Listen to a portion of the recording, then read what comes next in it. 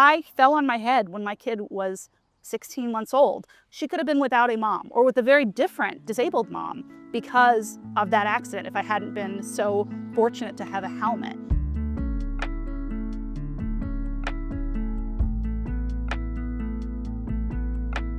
If you remember the spring of 2020, right after all of the lockdowns happened and COVID was having an increasing presence in our community, we had a beautiful spring. It was gorgeous outside. And my husband and my dad and I decided to go for a bike ride. And my mom was at my house taking care of my 16-month-old daughter. And so my husband was riding first, I was behind him, and then my dad, and we're riding up Branch Crossing between Sterling Ridge Drive and Terramont Park. My husband was fast and got way ahead of me, and I was riding on the shoulder, and we have these curb cuts throughout the community where the shoulder ends and then there's a curb that comes at the beginning of an intersection. And so I was riding on the shoulder and there was a curb cut ahead of me, and I needed to come off of the shoulder to come back into the roadway to go around that curb cut at the intersection.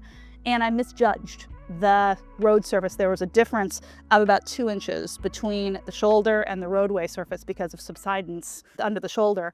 And so I crashed my bike into it, went right over the handlebars, hit my head into the ground, hit my shoulder into the ground, broke my collarbone, scraped up both my knees. My dad was riding bike behind me, and he had to decide, okay, am I gonna ride over her bike and fall, or am I gonna ride into a control box for a street light? And that wasn't gonna move, so he was like, I guess I'm gonna go this way. So he rode over that, and he fell and he broke his scapula, which is a hard thing to break.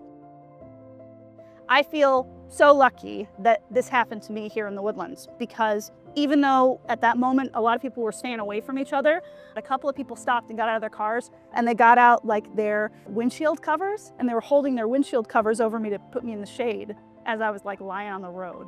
A few minutes later, I'm told the ambulance arrived and I was transported to Memorial Hermann, the Woodlands Medical Center, and they scanned my head, and I didn't have any bleeding in my brain, thank God, because of my helmet. I did have a concussion, and I did have a broken collarbone and seriously scraped up both my knees and had scrapes on my face, really jacked up my riding shoes and messed up my bike wheel. I am a person who's prone to migraines anyway, and it worsened my migraines for a period of time. I was suffering from vertigo. It took at least 6 months before I felt like I was really back to being myself. But I am sure that it would have been so much worse if I hadn't been wearing a helmet, because my head hit the pavement I was traveling about 15 miles an hour, and I could have been killed.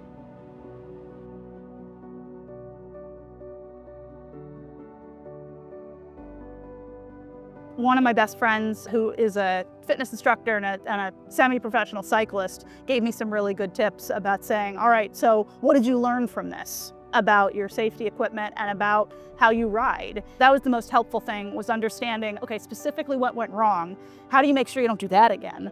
And also, what can you continue to do to protect yourself in moments like that? And that's everything from the helmet to acute situational awareness of paying attention to your surroundings, what's ahead of you, what's behind you, so that you can prevent another accident. The helmet is the first and most important thing that you can do to keep your body safe on the bike. You see kids riding scooters and bikes, and the helmet is dangling from the handlebars, that they're like, okay, mom, I'll take it with me, and it's dangling from the handlebars. Your brain is irreplaceable. Your head and your brain are irreplaceable. And a traumatic brain injury, even when you survive it, has lasting effects for a long time. It does feel amazing to ride a bike with a baseball cap or without a helmet, but that's not worth the risk of what can happen if you fall off your bike. Something that I see sometimes is families who go out riding and the kids will have helmets, but the grown-ups won't.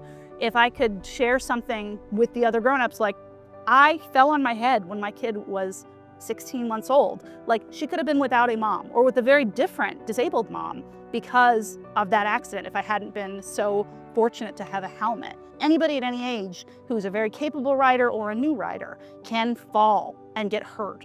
And having a helmet is a really simple way to prevent disaster.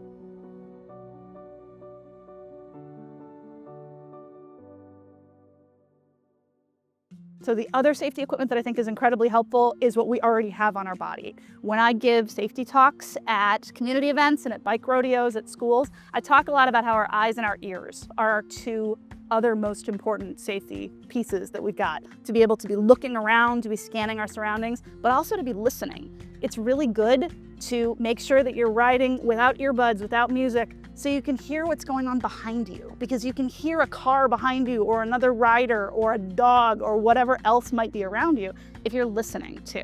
When I ride on the pathways, I am always thinking about who I'm sharing the pathways with.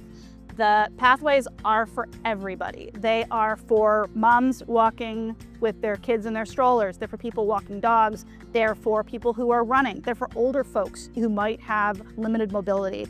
And they're also for people who are riding bikes at a slow and safe pace. When I ride my bike, it's always really important to me to be able to say two things to the person that I'm passing or the person that I'm going next to on the pathway. And it's to be able to say good morning or good afternoon and thank you. Or if I'm passing them from behind, to say passing on your left and then say thank you as you go by. If you don't have a speedometer on your bike, which not everybody does, it can be a really helpful reminder that you should be able to talk to the person that you're encountering on the pathway and to be able to make eye contact with them. If you can't do that, you're going too fast. If you remember that one of the most special things about living in this community is the other people in the community and how much we've got to take the time to share the spaces that we all cherish. I love that line from Mr. Rogers of when something bad happens to look for the helpers. And I just feel like there were so many helpers that came to my aid from the community members who I don't even know who they were. If you're watching this, thank you, because I don't even know who they were who helped me on that day. And the people in the hospital and my family, of course. I am so grateful for everything that went right. And I'm also so mindful of what could have gone wrong. And I'm very grateful for the safety equipment that I have and how it helped me to come through that accident relatively unscathed.